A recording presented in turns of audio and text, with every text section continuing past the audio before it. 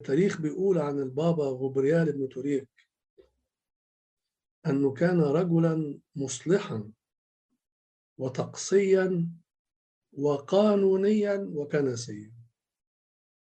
للبابا غبريال بن توريك قرار خطير جدا، وهو الأمر باستخدام اللغة العربية في الصلوات الليتورجية،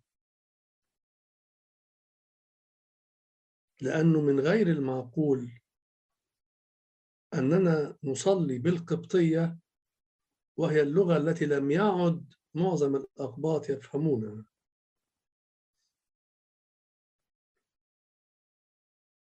وهذا البطريرك له ترجمة عربية للعهدين القديم والجديد لم يشر إليها الأب جورج جراف في كتابه تاريخ الأدب المسيحي. عشان كده بقول لكم إن هذا البطريرك كان من العلامات المهمة في تاريخ بطاركة الكنيسة القبطية. البابا غبريال بن توريك عمل كتاب البصخة المقدسة، يعني رتب صلواتها يعني، وعمل كتاب الدفنار، وله كتاب اسمه الحاوي الكبير، وهو ترجمة لكتاب يوناني باليونانية ترجمته الحاوي الكل، هو بيقصد به الله يعني. ده كان عمله راهب اسمه نيكون من دير القديس سمعان في أنطاكيا. كما أن لهذا البطريرك أيضا اللي هو البابا غبريال ابن توريك كتاب ترتيب طقس تكريس البطريرك. البابا غبريال ابن توريك في القرن ال12 كان أفضل بكثير منا نحن في القرن ال21.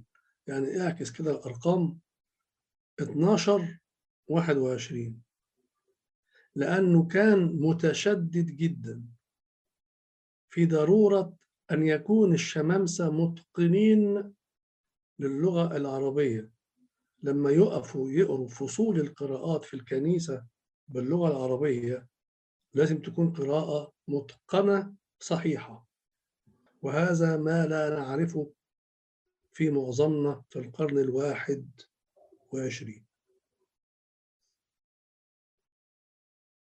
إلى حد أنه قال إن الشماس الذي لا يعرف أن يقرأ الإنجيل باللغة العربية جيدا ليس من حقه دخول الهيكل لخدمة القداس.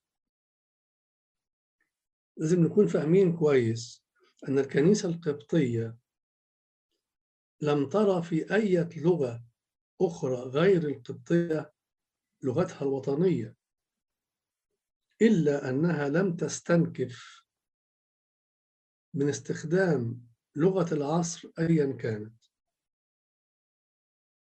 فالتمسك باللغة القبطية، وهذا هو الخطأ اللي وقع فيه الأنبا شنودة رئيس المتوحدين لما أحل القبطية محل اليونانية. التمسك باللغة القبطية لا يعني التفريط في لغات أخرى مثل اليونانية أو العربية أو غيرها من اللغات مثل كنائس المهجر مثلا. ومن ساعة ما تم تعريب فصول القراءات في الكنيسة أصبح عندنا منجليتين، منجلية قبطي ومنجلية عربي. ولأن الشعب مش فاهم حاجة بالقبطي فخلوا اللي واقف يقرأ قبطي باصص ناحية الشرق، واللي هيترجم اللي اتقرأ قبطي خلوه يبص ناحية الغرب، ناحية الشعب يعني، لأن الشعب مش هيفهم غير اللغة العربية.